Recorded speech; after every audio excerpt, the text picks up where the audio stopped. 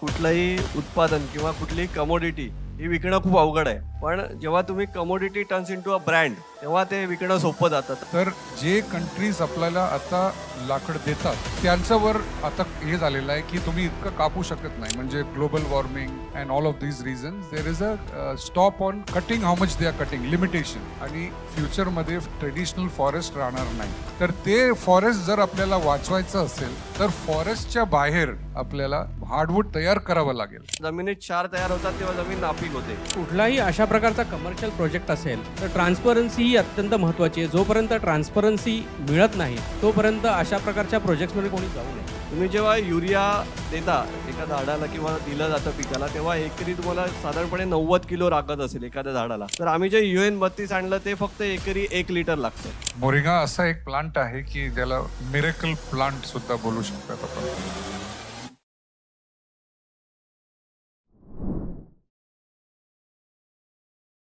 So मी प्रश्न विचारतो अजितजी, इतके वर्ष जागतिक स्तरांवर 5 स्टार हॉटेल्स प्रोजेक्ट्स केल्यावर अचानक शेतीकडे वळण्याचा विचार का निर्माण झाला? I will be speaking English, Hindi, Marathi mix. चालेल चालेल. चालेल ना. तर जगात सर्व हॉटेल वगैरे बांधून एक 2017मध्ये मी परत भारतामध्ये आला. लंडन आणि दुबईमध्ये होता. एक 250 एकरची रिसॉर्ट करायचं होतं 4 सीझन्स गोव्याला. आणि ते करताना 1 वर्ष झाल्या 2 वर्ष झाल्यानंतर आम्ही काम केले आणि कोविड झाला. तर मला एक कोविड सर्वांना एकदम डिझास्टर टाइम होता. पण एक संदर्भ म्हणजे मला असा एक संधी भेटला to jump into my area of passion which is nature, environment, agriculture, soil. Soil rejuvenation म्हणजे मातीमध्ये जीव परत आणणं. I feel one of the most important things all of us should try and do. Because if soil is not alive, nothing can stay alive. So that's what the journey started in about 2018. And since then to now, I can say I'm quite young in agriculture or young in doing sheti. So I take my interest forward by going deep into the rural areas, working with farmers in Malegaon, Amalner, Jalgaon. I have my farm in Karjat where I do a lot of experiments. So I continue to do that, and also I invest time in planting trees. Great. हा माणूस जेव्हा म्हणतो मी young आहे या क्षेत्रामध्ये, अजित यांनी 6 लाख झाडं लावणं आणि त्यांचं संगोपन करणं ह्यांचा एक कार्यक्रम केलेला आहे. पुलवामा शहीद यांच्यासाठी 40 ते 50 हजार झाडं लावणं आणि ती जागा आता एक टुरिझम स्पॉट बनत आहे. अशा प्रकारचे कार्यक्रम करत आहेत. तर ह्याला म्हणतात ग्राउंडेड आणि खरंच तुम्ही जमिनीशी जोडलेले आहात हे त्याच्यातून दिसून येतं. थँक्यू. प्रसादजी, पितांबरी हा एक ब्रँड, मोठा ब्रँड अचानक ॲग्री विभागाकडे वळण्यामागे रवींद्र सरांचा विचार नक्की काय होता तो आम्हाला कळला तर खूप आनंद होईल. आता सरांनी सांगितलं तसं आपले ग्राउंड जे आहेत ते जमिनीशी जोडलेले आहेत. तर आमचे व्यवस्थापकीय संचालक माननीय रवींद्र प्रभुदेसाई हे नेहमी त्यांचं मूळ गाव आहे तळवडे राजापूर. तर ते नेहमी तिकडे जात असतात आणि तिकडे जाताना त्यांच्या ज्या काकू होत्या, ज्येष्ठ काकू होत्या, तर त्यांचा हट्ट होता की आता 3री पिढी मुंबईत आली आहे, समृद्ध झाली आहे, पण गावाचं काय? तर त्या दृष्टीने त्यांनी हट्ट धरला आणि त्यांना एक भावनिक साथ घातली सरांना. तर ती सरांना त्याची इच्छा झाली आणि त्याचप्रमाणे सर जेव्हा संघाचे स्वयंसेवक आहेत सर, तर त्यांचे जे प्रचारक होते जे प्रल्हादजी अभ्यंकर, तर त्यांनी त्या द्वितीय वर्षाचं असताना त्यांना सांगितलं की तुम्ही समृद्ध आहात, तुम्ही आता यशस्वी झालेला आहात, परंतु गावाचं काय? आपण ज्या मूळ गावी जातो ते पण आपल्याला समृद्ध करण्याची गरज आहे. तर त्या दृष्टीने सरांनी ते मनाला धरलं आणि त्यानंतर सर हे गावाकडे त्यांनी वेगवेगळे प्रयोग सुरू केले. तर त्याच्यामध्ये सुरुवातीपासून त्यांनी बरेच प्रयोग यशस्वी झाले, काही प्रयोग अयशस्वी झाले. त्याच्यामध्ये मसाल्याची लागवड असेल, त्यानंतर आत्ता आपण ऊसाचं रुचियाना गूळ आपण म्हणतो, तर ते गुऱ्हाळा असेल, तर पहिल्यांदा 60 एकरवर त्यांनी ऊसाची लागवड केली कोकणामध्ये. स्वतः लागवड केली आणि इतर शेतकऱ्यांकडनं ऊस घेतला आणि तिथे ऊसाची रुचियाना गूळ हा एक नवीन प्रॉडक्ट त्यांनी आणला आणि आज तागायत त्या गावामध्ये 50 पेक्षा जास्त जणांना आज रोजगार उपलब्ध झालाय आणि एका समृद्धीकडे त्या गावाची वाटचाल चालू आहे. तर एक सरांचा एक छोटासा विचार आज किती पुढे घेऊन गेला आणि आज त्या तळवडे गावाचा एक चांगला विकास होताना आपण बघत आहोत. जबरदस्त. अजित, वृक्ष लागवड ही आवड म्हणून ठीक आहे, एखादं फार्म चालवणं आवड म्हणून ठीक आहे, ओके. एखादं पॉलमनी यासारखं हार्ड वूड भारताच्या बाहेरनं आणणं आणि त्यासाठी सर्वांना सांगू इच्छितो की आपल्या भारत देशात एक क्वारंटाईन रिलेटेड एक ॲक्ट आहे. त्याच्या अंतर्गत बाहेरनं आलेलं कुठलंही पीक असेल किंवा सीड असेल किंवा काही असेल, वृक्ष असेल, रोपटं असेल, झाड असेल, त्याचा आधी अप्रुव्हल घ्यायला लागतं, क्वारंटाईन करायला लागतं. ही प्रचंड मोठी प्रोसेस, 2 ते 3 वर्षाची प्रोसेस करणं. आपले भाऊ पण बसलेले आहेत बरोबर. त्यांनी असं नाही काय म्हटलं, बहुत अच्छा चल रहा है, भगवान का दिया सब कुछ है, पैसा है, शोहरत है, सब कुछ है, ये करने का क्या जरूरत आहे? असं काही झालं नाही का? तर एकाने नाही, खूप लोकांनी बोललं. हा अनुभव कसा होता आणि ओव्हरऑल हार्डवूड ह्याच्याबद्दल, पॉलोनिया वगैरे ह्याच्याबद्दल आम्हाला थोडीशी माहिती सांगितलं तर ग्रेट. जरूर. तर असं आहे की भारतात हार्डवूड म्हणजे मोठी ते लाकड आहे साग सारखा, त्याची फार किल्लत आहे, म्हणजे कमी आहे. आणि म्हणून जर तुम्ही गुगल केला नाही तर स्टडी रिसर्च केला तर तुम्हाला दिसेल की दरवर्षी every year the imported hardwood value is exceeding 1 lakh crores. Okay. And म्हणजे फॉरेन एक्सचेंज गेला, फॉरेन एक्सचेंज डिप्लिशन झाली आपली आणि वूड इम्पोर्ट होते आणि त्याने फर्निचरमध्ये, शिपमध्ये, डेकिंगमध्ये, प्लायवूडमध्ये ते सर्व जे हार्डवूड लागतात ते आपलीकडे नाही आहे. तर जे कंट्रीज आपल्याला आता लाकड देतात त्यांच्यावर आता प्रबंध हे झालेला आहे की तुम्ही इतकं कापू शकत नाही, म्हणजे global warming and all of these reasons there is a stop on cutting, how much they are cutting, limitation. तर फ्युचरमध्ये भारताला लाकड कुठून भेटणार? तर आपण जर लाकड तयार नाही केलं तर आपला जे ट्रेडिशनल फॉरेस्ट आहे त्याच्यावर हावी होईल सर्व लोक आणि फ्युचरमध्ये ट्रेडिशनल फॉरेस्ट राहणार नाही. तर ते फॉरेस्ट जर आपल्याला वाचवायचं असेल तर फॉरेस्टच्या बाहेर आपल्याला हार्डवूड म्हणजे हार्डवूड तयार करावं लागेल. त्या दृष्टीने आम्ही निघाले होते. पण जे अप्रुव्हल्सची प्रोसेस होता ते 3 वर्ष नाही 4 वर्षाचा आधी गेला, कारण ते कोविडमध्ये अर्धा ऑफिसमध्ये कोणीच नव्हतं, म्हणजे 1-2 माणूस. आणि जितका टाईट इंडिया होता त्यापेक्षा जास्त जर्मनीमध्ये आम्ही आमच्या जे कोलॅबरेशन पार्टनर आहे ते जर्मनीतनं जे जर्मनीतला कंपनी आहे त्यांच्या एक्झॉटिक हायब्रिड हार्डवूडसाठी असतो. आणि जेव्हा आम्ही फॉरेस्टेशन करतात नाहीतर डेन्स प्लांटेशन करतात कुठल्या एरियामध्ये बायोडायव्हर्सिटीसाठी, तेव्हा आम्ही कुठलाही एक्झॉटिक प्लांट यूज करत नाही. तेव्हा फक्त त्या प्रांतातली जे लोकल प्रांतीय वृक्ष आहेत त्यांची वापर करते. पण हा जे प्रोग्राम आहे तुम्ही जे म्हणतात ते फक्त लाकड तयार करण्यासाठी आहे. आणि it is so fast that what a साग or a teak does in 28 years, this tree gives that volume in 7 years. And after getting the approvals for the last 3 years, we have been planting it in various locations. महाराष्ट्रामध्ये, गुजरातमध्ये, हरियाणामध्ये, UP मध्ये. आणि trial झालंय की हा इंडियासाठी चांगला आहे, जास्त पाणी घेत नाही. किंवा इकडचे जे IT एक्सपर्ट्स होते ते आपण तिकडे त्यांना तिकडे सरांनी पाठवलं तळवडेमध्ये. आणि तळवड्यामध्येच काही स्किल्ड प्रोग्राम घेतले. त्याच्यामध्ये मग माळी प्रशिक्षण असेल किंवा इतर काही ट्रेनिंग कोर्सेस असतील. त्याच्यामध्ये मी खास करून अभिनंदन करेन की आपले लक्षवेध आहे, तर त्यांनी पण वेळोवेळी सपोर्ट केला. त्यांच्यासाठी पण एकदा टाळ्या होऊन जायला कारण सरांचं नेहमी असं की पूर्णपणे प्रत्येकाला प्रत्येक अपग्रेड झाला पाहिजे. प्रत्येकाला एक नवीन-नवीन ट्रेनिंग दिली पाहिजे असं रवी सरांचं नेहमी त्याची प्रयत्न असतात, की आम्ही काहीतरी नवीन शिकलं पाहिजे. त्याचप्रमाणे दापोली विद्यापीठ जे बाळासाहेब सावंत कोकण कृषी विद्यापीठ आहे तिथे बी-एससी ॲग्री, बी-एससी फॉरेस्ट्री असे वेगवेगळे कोर्सेस आणि डिग्रीज तिथे घेतात.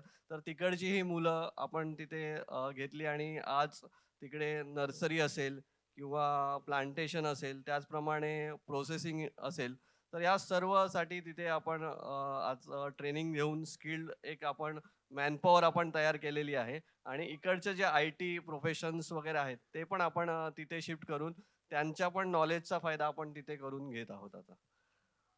खरं तर आपण नेहमी एक चुकीचा शब्द वापरतो, मॅन पॉवर. खरं तर तो वुमन पॉवर, कारण वुमनमध्ये मॅन येतो.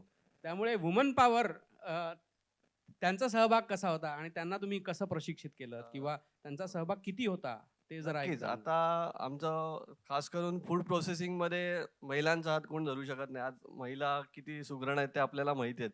तर खास करून आमचे जे R&D मधल्या ज्या एक्सपर्ट आहेत, जे डॉक्टर आहेत, ते डॉक्टर सोनाली गायकवाड.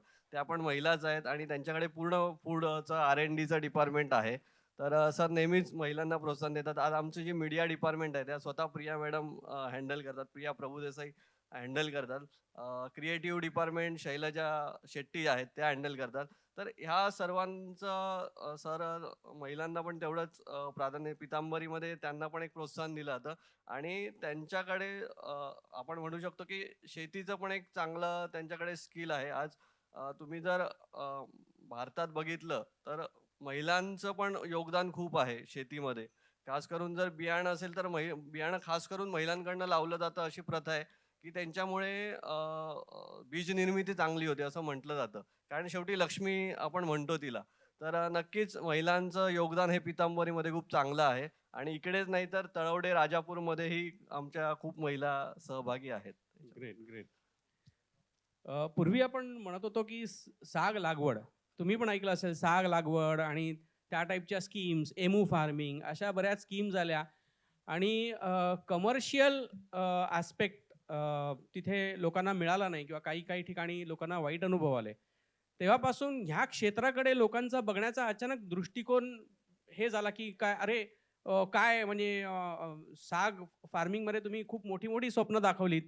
परंतु खरं तर आमचं वूड कोण घ्यायला तयार नाही. इमू फार्मिंगमध्ये कोणी ती अंडी घ्यायला तयार नाहीत किंवा काय.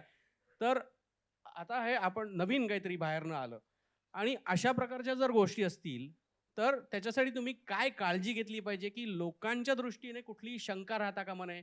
कुठल्याही जनतेला आपण फसवलं गेलो नाही. हे कन्फर्म राहिलं पाहिजे, की आपण कोणी आपल्याला फसवत नाहीये. या टाइपचे कारण हार्डवूड किंवा ह्या टाइपच्या ज्या कमर्शियल गोष्टी आहेत, बांबू म्हणा किंवा काय, ह्या लोकांनी अजूनही एक्सप्लोर नाही केलेल्या.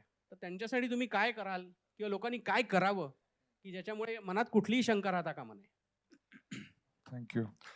पहिल्यांदा तर असं आहे की जे हे लाकडच्या स्कीम्स होत्या आधी, त्यात लोकांना एका कंपनीमध्ये इन्व्हेस्ट करायला सांगितले गेले होते रे आणि पैसे म्हणजे तुमच्याकडून दुसरीकडे गेले.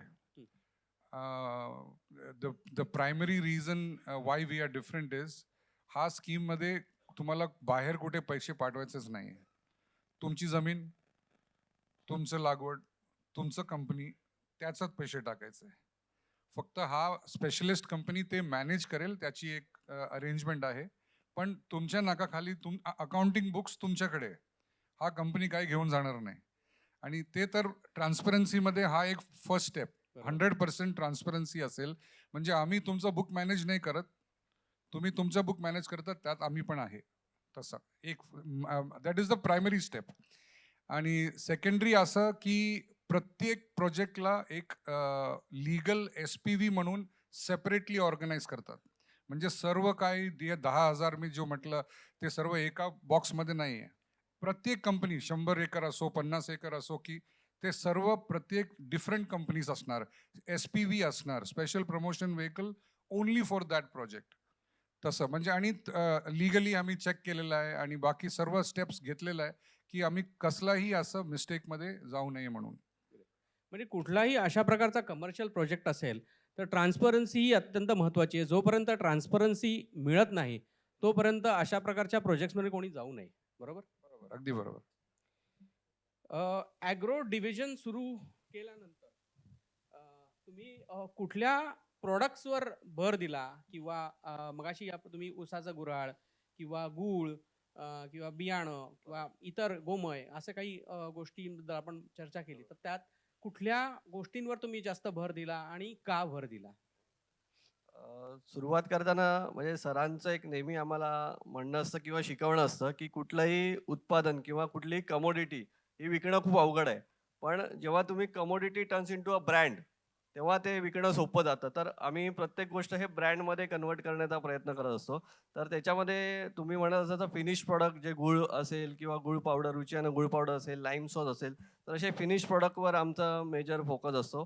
त्याचप्रमाणे ॲग्री इनपुटमध्ये म्हणजे आज शेतीमध्ये आज सर्वात मोठी इंडस्ट्री ॲग्री इनपुट इंडस्ट्री आहे. तर त्याच्यामध्ये आम्ही उतरायचं ठरवलं आणि त्याच्यामध्ये मग गोमय खत म्हणजे ते देशी गाईच्या शेणापासनं, गोमूत्रापासनं आणि एक विशिष्ट कल्चर वापरून आम्ही प्रोसेस करून ते बनवतो. तर ते सुरुवात आमची वर्मी कंपोस्टपासून झाली. पण वर्मी कंपोस्टमध्ये बऱ्याच अडचणी होत्या कारण ते एवढ्या बल्कमध्ये आम्ही आज 3000 टनपर्यंत आम्ही विकतो वर्षाला गोमय खत. तर ते बनवणं हे खूप मोठी प्रोसेस होती आणि जेव्हा आम्ही R&D केली, तेव्हा गोमय आणि वर्मी कंपोस्ट याच्यामध्ये जे फीचर्स होते ते एकसारखे होते. म्हणजे शेतकऱ्यांना जे उपयोगी पडायची जी गरज होती, ती गोमयमधनं पण होत होती. मग ते आम्ही देशी गाईचं शेणखत जे होतं ते प्रोसेस करून आम्ही सेंद्रिय खत तयार केलं. एक विशिष्ट प्रोसेस आम्ही तयार केली. ते गोमय खत आम्ही तयार केलं. त्याचप्रमाणे आत्ताच्या जे आत्ताची जी परिस्थिती आहे त्याच्यामध्ये ॲडव्हान्स फार्मिंग खूप महत्त्वाचं आहे. तर त्याच्यामध्ये लिक्विड फर्टिलायझर आम्ही आणले. मग त्याच्यामध्ये आम्ही काय केलं तर जी खतं तुम्हाला बल्कमध्ये जी द्यावी लागतात म्हणजे उदाहरणार्थ युरिया जे आहे, तर युरियाला आम्ही डायरेक्टली रिप्लेसमेंट UN-32 म्हणून आणलं, सुबहर UN-32. तर याचं वैशिष्ट्य तुम्हाला सांगतो का हे खत महत्त्वाचं आहे. तुम्ही जेव्हा युरिया देता एका झाडाला किंवा दिलं जातं पिकाला, तेव्हा एकरी तुम्हाला साधारणपणे 90 किलो लागत असेल एखाद्या झाडाला. तर आम्ही जे UN-32 आणलं ते फक्त एकरी 1 लिटर लागतं. म्हणजे तुम्हाला 2 एखादी तुम्हाला जर युरिया तुम्हाला पाठवायचं आहे, शेतामध्ये घेऊन जायचं आहे, तर तुम्हाला ती 2 बॅगा तुम्हाला अंगावर किंवा बॅगेत किंवा एखाद्या टेम्पोने वगैरे तुम्हाला न्याव्या लागतात. आणि 1 लिटर तुम्ही घ्यायला किती सोपं आहे तुम्हाला. तर ते UN-32 आणि त्याचं दुसरं वैशिष्ट्य हे मातीला हानी करत नाही. कारण त्याची सॉल्ट आउट इंडेक्स म्हणजे जमिनीत क्षार तयार होतात तेव्हा जमीन नापीक होते. तर ते क्षार तयार करण्याचं प्रमाण जे आहे ते अतिशय कमी असतं. तर अशी आम्ही 14 प्रकारची लिक्विड फर्टिलायझर आम्ही आणली. त्याचप्रमाणे कीड नियंत्रणासाठी आम्ही काही उत्पादनं आणली. तर त्याच्यामध्ये मुख्य करून आम्ही गोमय हे आमचं मुख्य म्हणजे मुख्य खत आम्ही ते देतो, जे आज 3000 टन मोठ्या प्रमाणात विक्री जातं. त्याचप्रमाणे जमिनीतली जी काही बुरशी असेल, तर त्या कंट्रोल करण्यासाठी नीम पावडर आमचं एक चांगलं उत्पादन आहे. तर अशी शेतकऱ्यांची उत्पादकता वाढवण्यासाठी आणि त्यांचा उत्पादन खर्च कमी करण्यासाठी आम्ही खतं आणलेली आहेत. त्याचप्रमाणे आमचे फिनिश प्रॉडक्ट आहेत, जे प्रोसेस प्रॉडक्ट आहेत आणि कीड नियंत्रणासाठी आम्ही कंट्रोल करण्यासाठी आणले. त्याचबरोबर आत्ता कोकणामध्ये आत्ता मला ते सांगायला खूप आनंद होतो, की कोकणामध्ये मोठ्या प्रमाणात माकड किंवा रानडुकरांचा खूप मोठ्या प्रमाणात त्रास होत होता आणि आत्तापर्यंत कुठल्याही कंपनीने त्याच्यावर उपाय आणला नव्हता. तर ते रवी सरांच्या डोक्यात आलं आणि त्यांनी आमच्या R&D टीमला कामाला लावलं आणि आज सर्वात मोठी समस्या जी कोकणामध्ये किंवा काही जंगली भागांमध्ये आहे, की 40% ते 50% नुकसान हे फक्त त्या माकडांमुळे वगैरे होत आहे. ज्यांचं शेत वगैरे असेल किंवा ज्यांचे नातेवाईक असतील त्यांना माहिती असेल. तर ते monkey and wild animal repellent हे उत्पादन आणलं आणि आज आमचा खूप मोठा सेल हा त्याच्यामध्ये 2 महिन्यातच आमचा झाला आणि खूप चांगला सक्सेस आम्हाला मिळाला. तर प्रॉब्लेम सॉल्व्हिंग जो अप्रोच आहे, तो आम्ही त्याच्यामध्ये आणला आणि आज त्या ह्याच्यामध्ये सक्सेसफुल ठरलेलो आहोत आम्ही. आणि अशा प्रकारचे 20 प्रकारचे वेगवेगळे प्रॉडक्ट आम्ही ॲग्रीकल्चरमध्ये या 4-5 वर्षात आणलेले आहेत. आणि आता हे तुम्ही गोमय म्हणालात किंवा लिक्विड फर्टिलायझर्स म्हणालात, तर त्याच्यातल्या काही सक्सेस स्टोरीज आहेत का? की म्हणजे असं ज्यांच्याकडे जमिनीचा पोत खराब होता, परंतु गोमय वापरलं आणि त्यांनी काय ट्रान्सफॉर्मेशन, कारण आमच्यासारख्या लोकांना ज्यांना शहरामध्ये गच्चीत कढीपत्ता आला तरी खूप आनंद होतो आणि मिरची आली तर वाह! प्रचंड उत्पादन झाल्याचा आनंद होतो. तर खरं जे शेतकरी आहेत त्यांना किती फायदा झाला आणि कसा अनुभव आला ते जरा सांगा ना? नक्कीच खूप छान उदाहरणं आहेत आमच्याकडे आणि रोज आम्हाला संपर्क येतात. आमची CRM टीम असते ती नेहमी फॉलोअप घेत असते. तर बरेचसे छान-छान उदाहरणं मी तुम्हाला सांगू इच्छितो. त्याच्यामध्ये एक इंटरेस्टिंग असं उदाहरण आहे, की वाड्याचा एक शेतकरी होता. त्याचं निलेश पाटील नाव होतं आणि तो गेल्या 15 वर्षापासून कलिंगडाची लागवड करत होता. आणि त्या गेल्या वर्षी आम्ही त्याला पूर्णपणे जे आमची खतं आहेत, ते खताचं पूर्ण व्यवस्थापन हे पितांबरीने केलं आणि त्यांना म्हणजे त्यांचं स्वतःचंच आता आमचं शेतीतून प्रगती या यूट्यूब चॅनल आहे. तर त्या यूट्यूब चॅनलवर आम्ही नेहमी यांचे रिव्ह्यूज वगैरे घेत असतो, इतर माहिती पण देत असतो. तर त्याचा इंटरव्ह्यू पण तुम्ही बघू शकता, की त्याच्यामध्ये त्याला एकतर ₹1,50,000 खर्च कमी आला 6 एकरमध्ये. ₹1,50,000 त्याचं उत्पादन वाढलं त्याचं आणि 15 वर्षामध्ये तो पहिल्यांदा त्याचे कलिंगड हा एक्सपोर्ट करू शकला. तर हा जमिनी आपली आई कशी आपल्याला भरवते, तसं जमिनीतले सूक्ष्मजीव हे अन्न भरवण्याचं काम पिकांना करत असतात. म्हणून आपण तिला काळी आई म्हणतो. तर ती काळी आई केव्हा तयार होते? जेव्हा त्यातले जे काही आवश्यक सूक्ष्मजीव आहेत, ते तयार होतात आणि ते काम हे आमचं गोमय करतं आणि त्याच्यामुळे जो फरक आहे, तो जाणवतो पिकांमध्ये. सगळ्यांना मी विनंती करेन, की तुम्ही पण हे वापरून बघितलं, तर त्याचा रिझल्ट तुम्हाला नक्की येईल त्याच्यामध्ये. तर तुम्ही गोमय म्हणालात. हां. अनगावला गोमय निर्मितीचा जो प्लांट वगैरे आहे. तळवडेला तुम्ही काही विविध पिकांची लागवड वगैरे करता. पण मग दापोलीला नक्की करता काय? छान प्रश्न आहे. दापोली सरांनी आता एक तुम्हाला म्हणालो जसं 2 प्रश्न सरांच्या नेहमी डोक्यात असतात. एक तर पहिला प्रश्न रोजगार निर्मिती ही झाली पाहिजे. जास्तीत जास्त लोकांना पोटापाण्याची व्यवस्था केली पाहिजे. तर तो एक असतो. पण दुसरा सरच सरांच्या डोक्यात असतो तो म्हणजे पर्यावरण. तर पर्यावरणाशी अनुकूल असं त्यांना काहीतरी करायचं होतं आणि त्यासाठी त्यांनी दुर्मिळ वनस्पतींचे जतन, संगोपन आणि त्याचं वाढवणं हे त्यांचं मेन ध्येय होतं. त्यासाठी त्यांनी दापोली हे युनिट निवडलं आणि त्याच ठिकाणी त्यांनी चंदन असेल किंवा 600 प्रकारच्या दुर्मिळ वनस्पतींचं त्यांनी लागवड केली आणि त्याला आयुर्तेज गार्डन असं नाव दिलं. त्याचप्रमाणे तिकडे वेगवेगळ्या प्रकारची सुगंधी वनस्पतींची लागवड केली. त्याच्यामध्ये सोनचाफा हा आपण सौंदर्य जातीचा सोनचाफा लावला आणि तो सोनचाफ्याची 600 पेक्षा जास्त लागवड केली. तळवड्यामध्ये 2000 प्रकारची सोनचाफा लावला आणि त्यापासून आपण अगरबत्ती ब्रँड आणला. त्याला देवभक्ती अगरबत्ती आपण त्याला नाव दिलं आणि ती अगरबत्तीचं उत्पादन तिथे होतं. त्याचप्रमाणे याचं प्रशिक्षण वगैरे देण्यासाठी म्हणजे शेतीवर माहिती देण्यासाठी आपण ॲग्रो टुरिझम सेंटर हे दापोलीला उघडलेलं आहे. तर अशा प्रकारे त्याचप्रमाणे आपण नर्सरी केली आहे तिथे. तर नर्सरीमध्ये पण आता ही सोनचाफ्याची जी वनस्पती आहे, तर सोनचाफे कोणाला पाहिजे असेल, तर आपण ते बल्कमध्ये तिकडे उत्पादन घेतो आणि शेतकऱ्यांना आपण पुरवतो.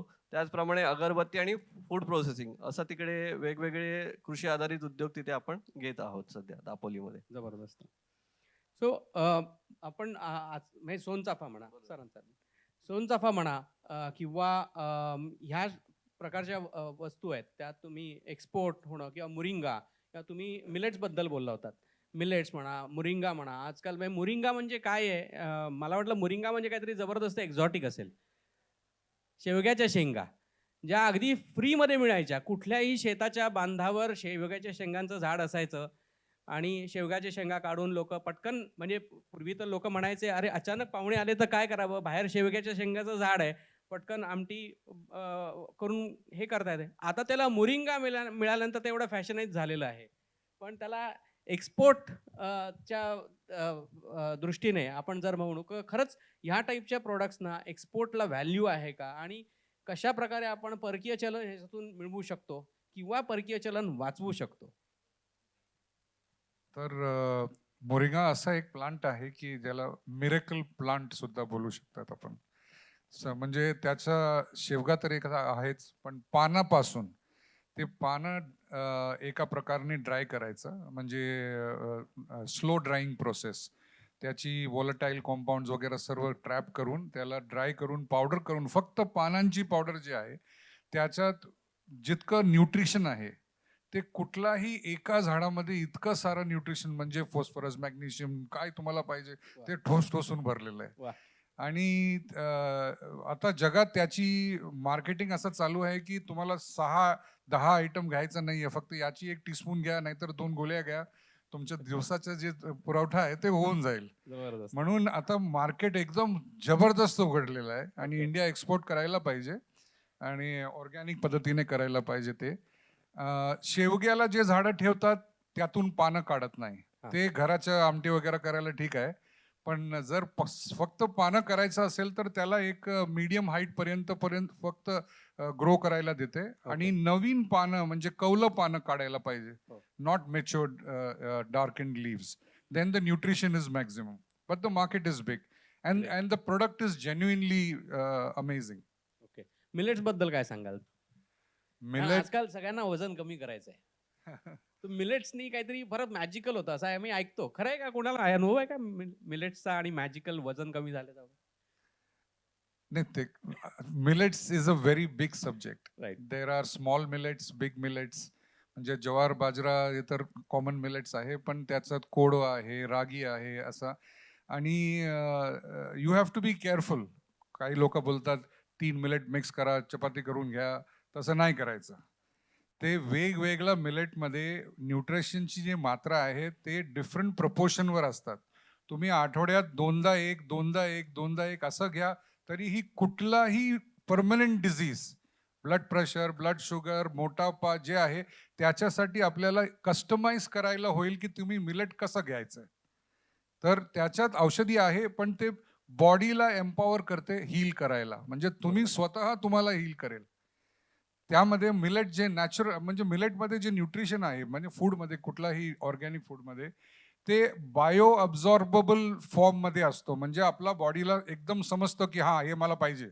आणि त्याचं जर जास्त प्रमाण असेल तर ते सकाळी फेकून टाकतो, नाही पाहिजे मला. पण गोल्यामधून हा जर घेतला आपण ते एक्सेस बिल्डअप होते आणि ते दुसरं एक बिमारी म्हणून समोर येतो.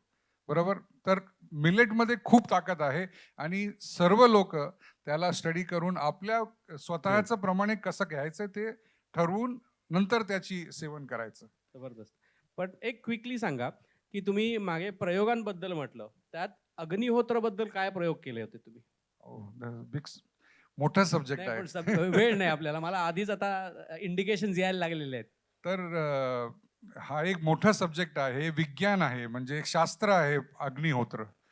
आणि जेव्हा कोविड आला आणि मी शेतीकडे वळून गेला तेव्हा आश्रमामध्ये जाऊन राहायचं. म्हणजे बजवाडा आश्रम, तपोवन आश्रम, एक महिना, दीड महिना.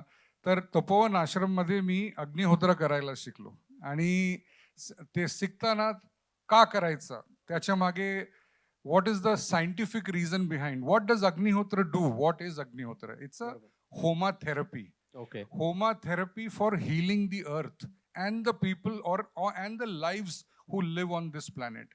म्हणजे in the morning sunrise आणि sunset ची जे ट्यून आहे, not the calendar time, not the clock time, the real sunrise time and the real sunset time, it changes every day. म्हणजे जून मध्ये तुम्ही बघितलं तर sunrise will happen around 5:56, 6 o'clock. You go to January 15th, 18th, the sunrise will happen at 7 o'clock.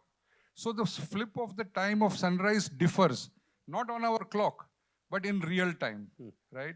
So the moment solar rays hit the horizon of the earth, there is a particular time which is called the zero time of touching the earth's electromagnetic field. And that time, it generates so much energy into a waveform that if you are doing Agnihotra is done in a small sized copper inverted pyramid using dry cow dung. सुकलेला शेणखतचे जे हे आहे आणि शाश्वत अखंड rice आणि घी. दुसरं काही वापरत नाही याच्यात. आणि ते सकाळी सनराईजमध्ये ते हाफ मिनिटची टाइम असतात. तेव्हा तुम्ही जर ते टाइम कोइन्साइड केला तर त्याची जी कॉस्मिक इफेक्ट आहे ते 1 किलोमीटर रेडियस आणि 12 किलोमीटर्स वर्टिकल त्याची व्हायब्रेशन जाते. आणि त्याच्यामुळे destruction of pathogens, support to beneficial insects and nucleation of cloud ते सर्व होतात. म्हणजे it's a totally earth healing process which has to be done morning and evening. जबरदस्त. आपल्या भारताच्या ज्ञानाबद्दल एक जोरदार टाळ्या होऊन जाऊ देत, कारण हे वर्षानुवर्ष चाललेलं ज्ञान आहे आणि आज आपण विसरून गेलोय. एक गंमतची गोष्टी असं आहे की माझा एक एकदम जवळचा मित्र आहे डॉक्टर उलरिक बर्क. आणि तो जर्मनीमध्ये अग्निहोत्रच्या ऑर्गनायझेशनची प्रेसिडेंट आहे. क्या बात आहे. म्हणजे पोलंड, जर्मनी, कोलंबिया, पेरू, उराग्वे ते तिथे सर्व अग्निहोत्र करतात. आम्ही इथे कमी करतोय. म्हणजे जेव्हा भारताच्या बाहेरनं इम्पोर्ट होणार तेव्हाच आम्ही करणार का? आपल्याला पण शिकलं पाहिजे ना. ग्रेट. ओके. सरांना विचारतो. आपण आता हळूहळू शेवटच्या कन्क्लुजनकडे निघतोय.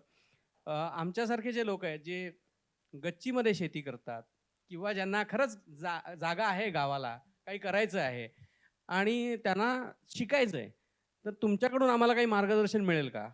आणि कसं मार्गदर्शन मिळेल?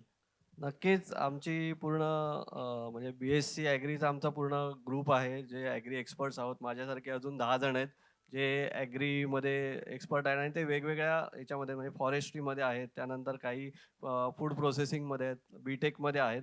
तर अशी ॲग्री एक्सपर्ट्सची आमची पूर्ण टीम आहे. ती नक्कीच आम्हाला मार्गदर्शन करते.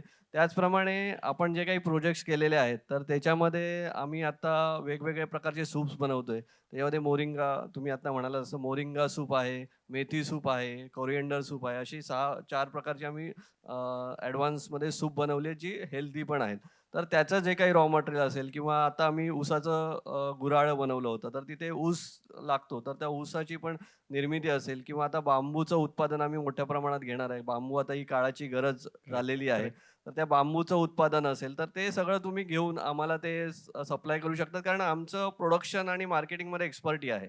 तर तुम्ही जर एखादं उत्पादन जर तुम्ही करणार असाल, तर लाईम सॉस आम्ही पूर्ण भारतभर आमचा खूप मोठ्या प्रमाणात विकला जातो. आम्हाला जेवढं काही लिंबू लागेल, आता आम्ही शरबती लिंबू किंवा जे पातळ लिंबू असतं, पातळ सालीचं लिंबू, तर त्याचा आम्ही लाईम सॉस बनवतो.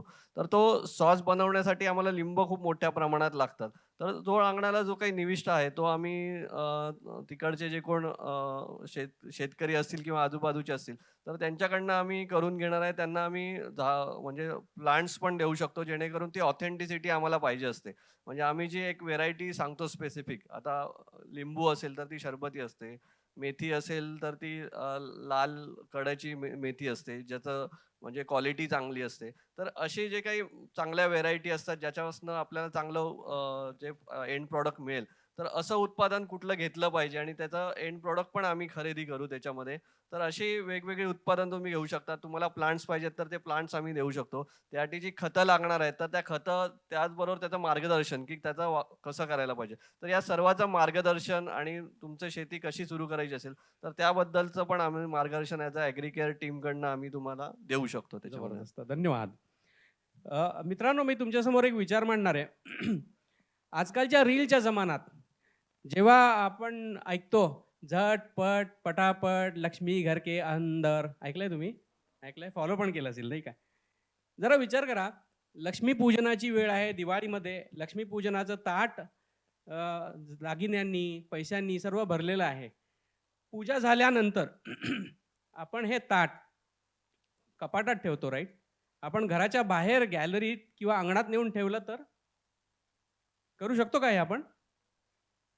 विचार करा, आपला शेतकरी बांधव जो आहे, तो 3 ते 6 महिने प्रचंड कसून त्याची जी लक्ष्मी आहे, धन, ते आहे धान्य, ते बाहेर आहे, ओपनवर आहे, बरोबर आहे?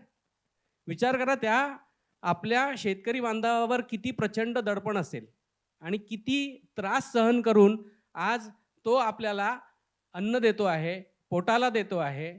आपण या आपल्या शेतकरी बांधवाबद्दल कृतज्ञता व्यक्त केली पाहिजे. काय वाटतं तुम्हाला?